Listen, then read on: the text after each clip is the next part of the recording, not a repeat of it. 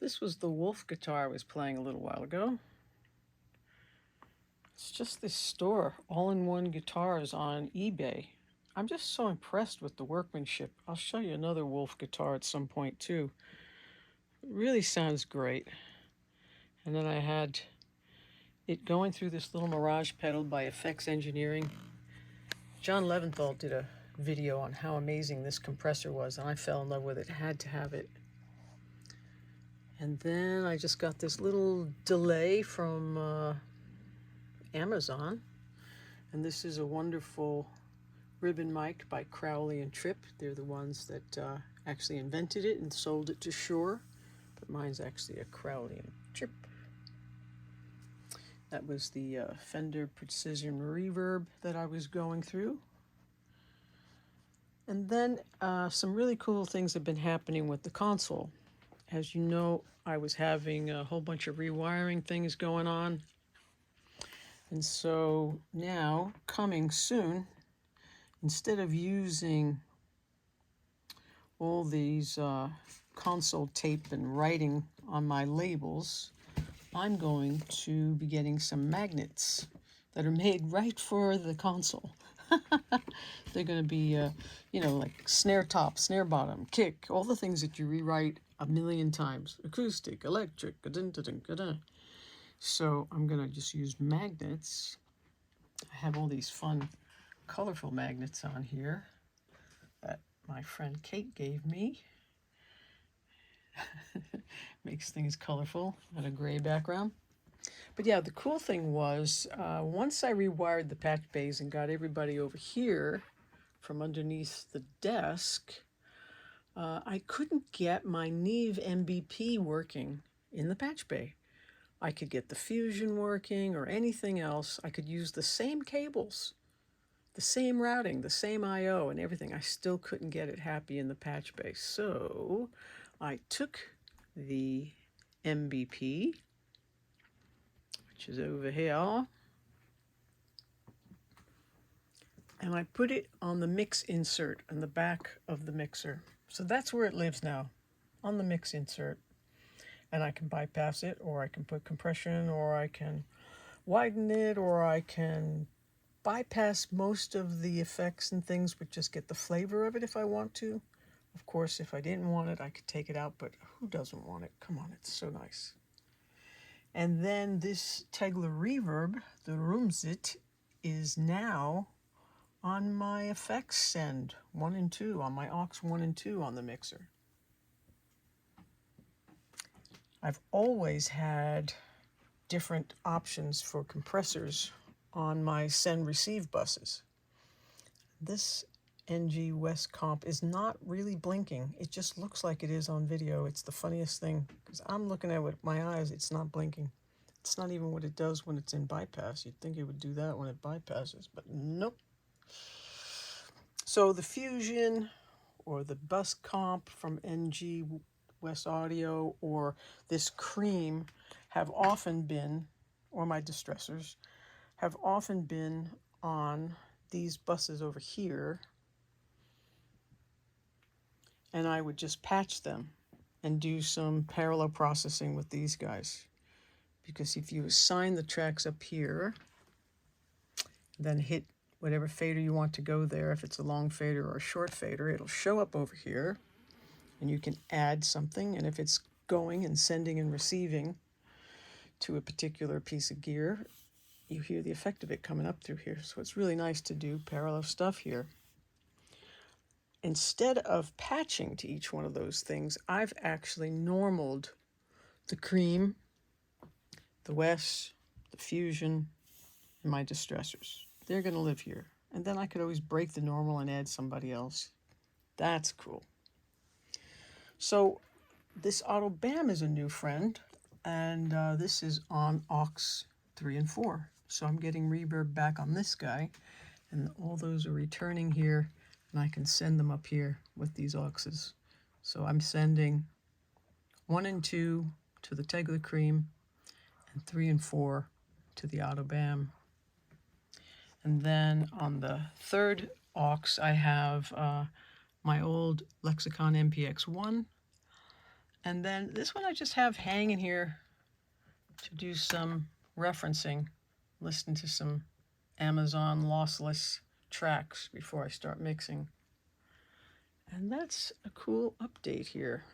I think it's pretty fantastic.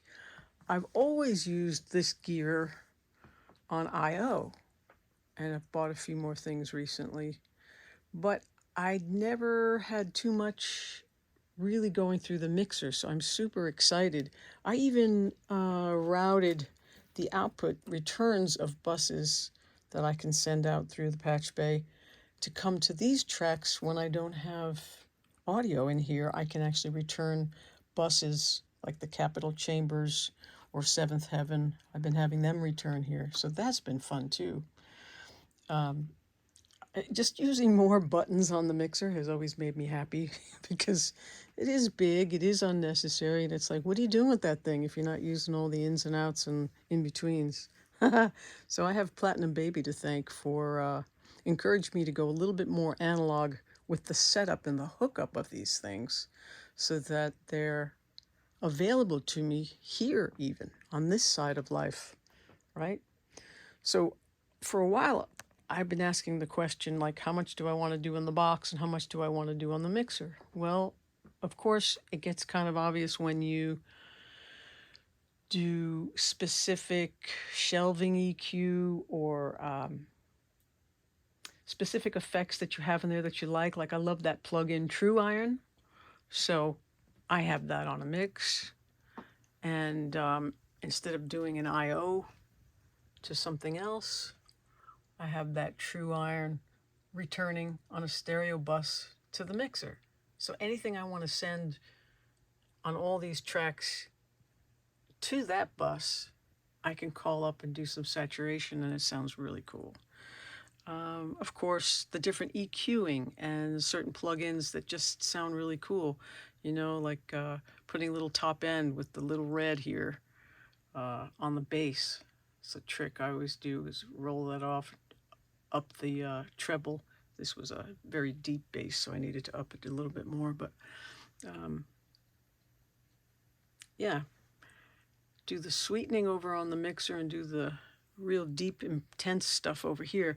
And one of the things that was confusing me that I wanted to mention was I originally was setting things up like naming things in the mix I/O. I was naming things like I was bringing things out as stereo pairs.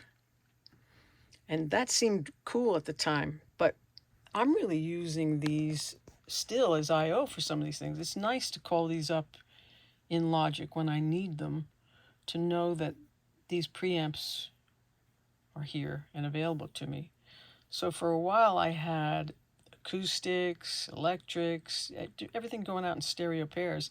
Now I have just the mixer outs because I have the two Apollos, the X16s now, going to the mixer in and out. And I still have the Apollo 8, which is 1 through 8 I/O that I could use in the patch bay. So these other guys are spilling out into the mixer quite nicely, and there's no delay problem anymore, and I'm just a very, very happy user of all this cool stuff. Very, very exciting. This was the patch CAD labels redone, and yeah, so as much as I wanted to have things come up in the same place all the time on the mixer, like acoustics will always happen here, 2 electrics will always happen there, or the stereo pair of all the vocals that are lead vocals or all the background vocals will happen here, I don't always have 100 tracks on a song. Sometimes I have less than 24. Sometimes I have less than 16. So I might as well spill everybody out, you know, individually when I can. And that's why I decided to go with Mixer 1, Mixer 2, just so I know what's coming out, what channel's happening where. And the way it comes up on Logic is the Apollo 8 is my A machine. I'm monitoring off of that. The B machine then has outputs 1 through 16. So I just say B1 out, B2 out, B3, B4. I just go through, get 16 Bs, 16 Cs, and if I need anything else, I can do it in the box. Very, very cool. Some people had suggested changing these outputs, but I like being in the box and having this be separate for me. If I want to, I can just listen on this side of the room with the stereo outs and just listen to what's going on and work on the song here. But when I really want to spill it out to the console, it goes out all these outputs that I just showed you that I was assigning, B1 through 16, C1 through 16, and that's how I get to the mixer. And I have all these separate sends going there that are independent of what's happening down here, because down here almost doesn't count as much. But the coloring does count, you know, so it's interesting. I find the whole thing fascinating. I'm really excited that I'm at the place I'm finally at. Yeah.